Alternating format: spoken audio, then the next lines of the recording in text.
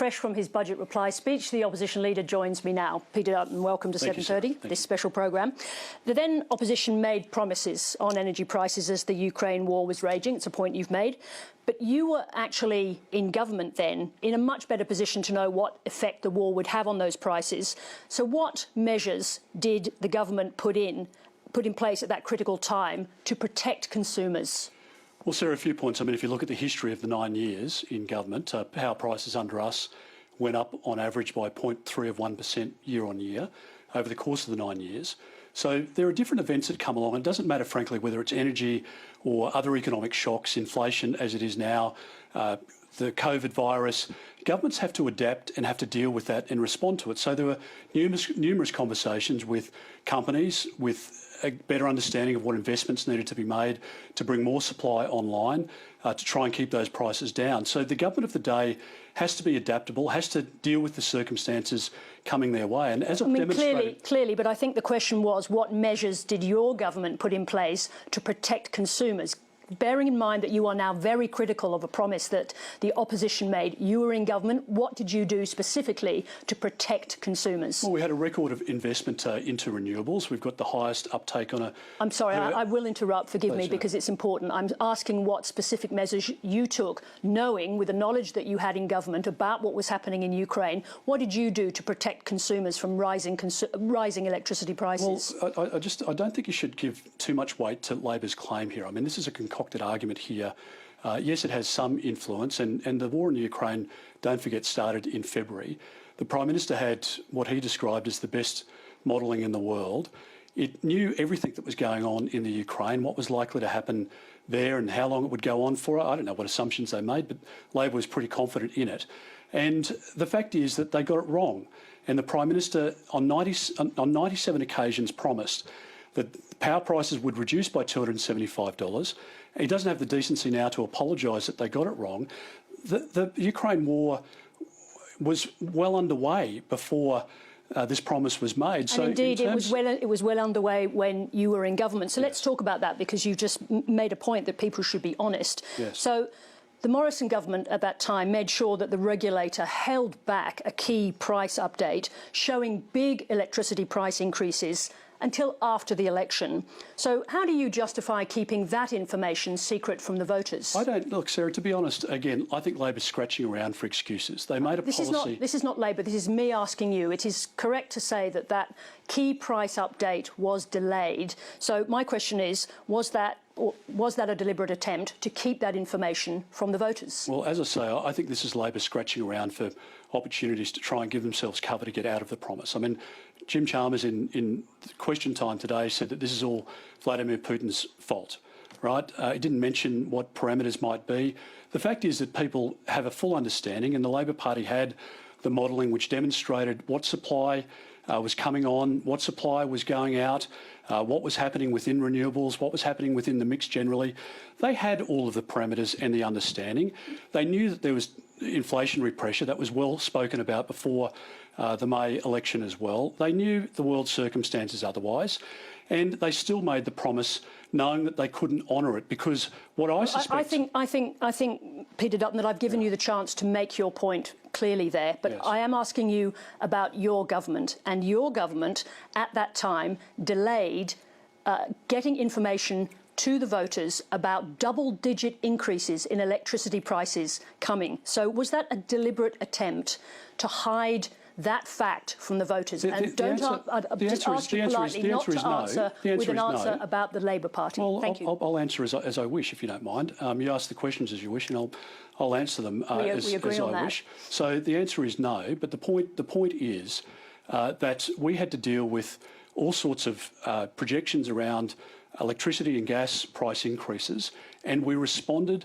Angus Taylor and Scott Morrison and others at the time responded with policy responses, as you would expect the government of the day to do. And by delaying important information. No, and by responding and speaking with companies, making companies very aware of what action we would take if they were ripping off consumers, and the rest of it. The problem is, as Labor finds out when they get into government, they can't manage the economy, and they certainly can't manage electricity and gas prices because let me put it to you as a simple. Let me put it to you as a simple yes or no answer. Did the Morrison government delay that information reaching the voters about significant price increases? Yes or no? Not out of the ordinary, Sarah. That's the reality of it. And I think Jim Chalmers can jump up today and say, make no mention of what you've just raised, and say that this is all Vladimir Putin's fault. I think we should move on because I think you've made it clear that you're not going to answer the question. So let's move on. Well, with respect, I think I have answered the question.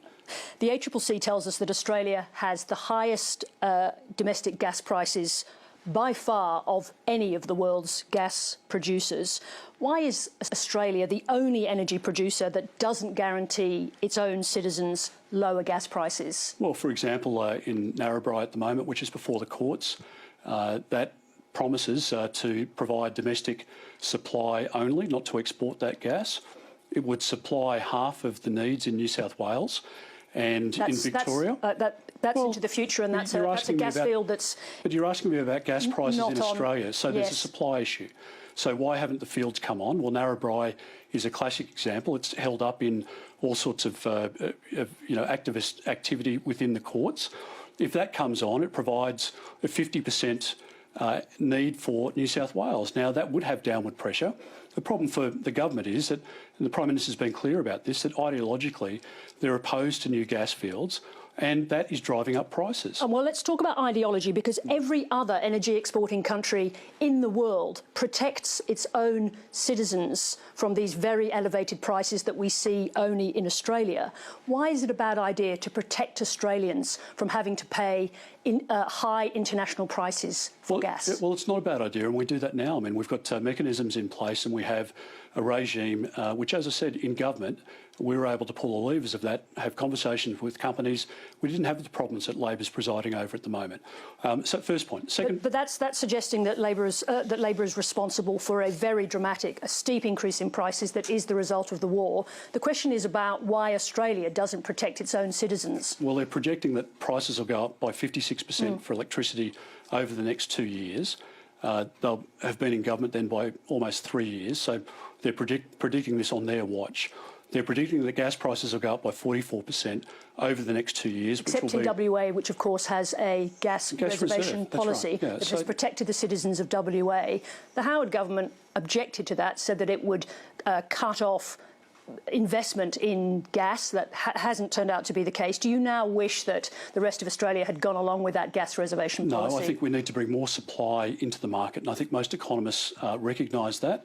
The Labor Party, as I say, for wanting to harvest preferences from Green voters in capital cities won't tell you that, but that's the reality. If you stop supply, like Narrabri, bringing that into the system, how long will drive up prices. How long will it take to bring on that supply, though? About 12 months. But it's usually about 5 years from beginning to end. It's about 12 months because it's on appeal in the court. Now, it's one of many projects. Now the problem is, Sarah, to your point, the Prime Minister met with the Japanese Prime Minister in Perth only last Saturday.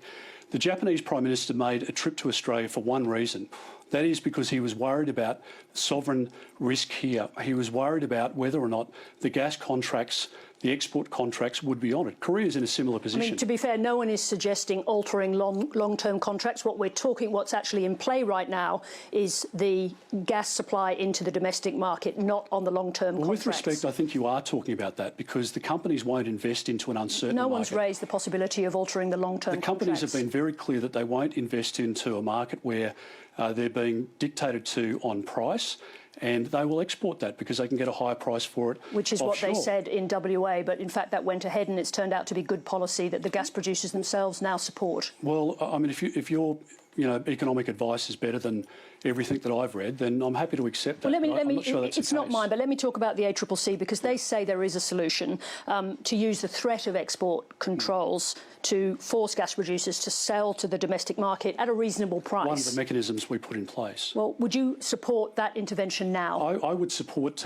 more supply. I think that's the first principle. But what about the use of the threat of export controls? Well, we didn't see a need to use it during. And now, given the prices we're seeing, during our time in government, and things have changed. When we were in government over 9 years, as I say, electricity prices went up by an average of 0.3 of 1%. We're now in the middle of a global energy shock. We were in the middle of COVID, and we were in the middle of not much gas coming online because Victoria wouldn't allow the discovery of any of those sites and the utilisation of that into the system. So there are many and varied variables that governments need to deal with, as I pointed out before. This government's got difficulties before them. They need to work it out, but they need to do it in a way that's not going to disrupt future investment, that is not going to stop a very significant flow into our economy that pays for hospitals and schools and all sorts of activities otherwise. That's the balance that the government needs to get, and they'll look at the advice. What about the idea of providing direct rebates to consumers to protect them in the middle of this very steep increase? Well, again, I mean, the government would have to make the argument for that if they believe that. On principle, would you support that? Well, on principle, I'm not into inflationary pressures, and I'm not into a situation where the government is making a bad situation worse. And I think some of the policies that you saw in the budget last night certainly do that. They've said to Australians one thing before the election very clearly. They're saying the complete opposite now. And in the budget last night, they should have been talking about these issues that you're raising, that if they've got a solution, families need the assistance now. And I know that Jim Chalmers has been out since the budget talking about, well, maybe they'll look at prices, maybe they'll look at taxes on companies, maybe they'll look at stopping exports. But he didn't detail any of that in the budget. So if they had a plan, they should have detailed it in the budget last night. I'm sure you would have been complimentary if they had. Your speech tonight indicates that you have very little faith in renewable energy or the investments required to get it to consumers around the country. I just want to ask you this. Would you try to reverse this government's investments in renewable energy? I've watched the Labor Party over many years roll out grand announcements that generally add up to nothing. Now, I'm sure they've got good intent. I'm sure they intend to roll out 28,000 kilometres of poles and wires through communities, through national parks, through farming land and the rest of it. They'll do it within a few years, and they'll do it, they say, for $80 billion. Would you reverse those investments? Well, I want to see how it is they're going to deliver it, because if I'm perfectly honest with you, I think it's a complete and utter pipe dream.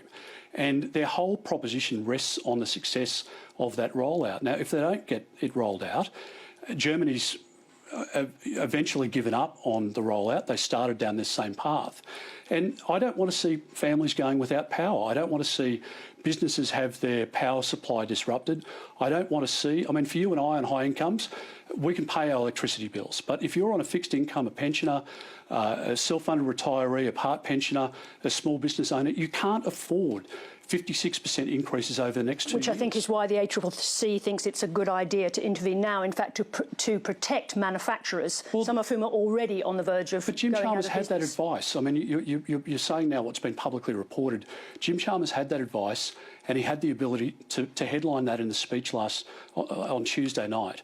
And to say that this is his plan to bring down power prices. Let me just ask you this quickly before we run out of time. You've just argued in your speech the case for Australia to go to nuclear power using next generation. No, I've argued for a debate about an intelligent debate about nuclear power. Small modular reactors. Have any of your MPs put their hands up to host one of those modular reactors? Well, again, I mean, that's the Labor line. I mean, fresh out of Jim Chalmers' mouth, or Chris Bowen, I think, was parroting that line the other day.